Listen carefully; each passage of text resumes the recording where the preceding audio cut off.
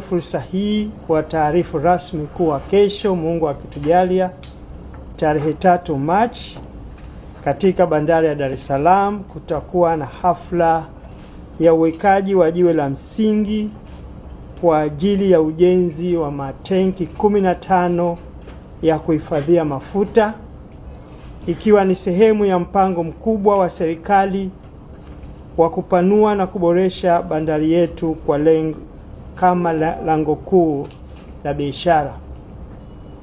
Ndugu wanahabari, uwekaji wa jiwe la msingi unatarajiwa kufanyika kesho kama nilivyosema, na mgeni rasmi katika hafla hiyo anatarajiwa kuwa Rais wa Jamhuri ya Muungano wa Tanzania, Mheshimiwa Dr. Samia Suluhu Hassan, ambaye ataongoza tukio hilo muhimu kwa maendeleo ya sekta ya uchukuzi na uchumi wa taifa kwa ujumla.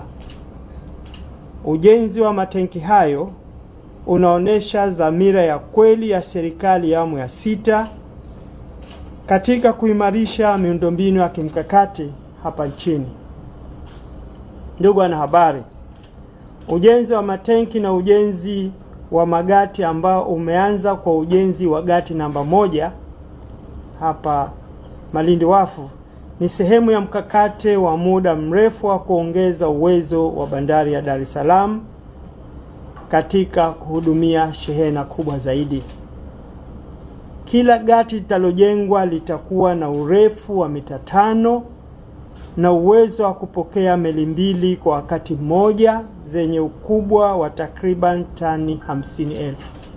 Sasa hivi tunajenga gati moja lina urefu wa mita 500 na lenyewe litakuwa na uwezo wa kupokea meli 2 ambazo zina uwezo wa kubeba tani 50,000. Kukamilika kwa mradi huu kutaongeza uwezo wa bandari kufikia tani milioni 60 kwa mwaka, na hivyo kuifanya bandari yetu kuwa miongoni mwa bandari zenye ushindani mkubwa katika ukanda wa Bahari ya Hindi. Katika kipindi cha Julai mpaka Disemba mwaka jana, bandari ya Dar es Salaam ilihudumia tani milioni 19.9. Maana yake ndani ya miezi 6 kutoka Julai mpaka Disemba tulihudumia tani milioni 19.9 za shehena, na matarajio yetu ni kuwa tunategemea kufikia tani milioni 40 itakapofikia mwisho wa mwaka 25-20.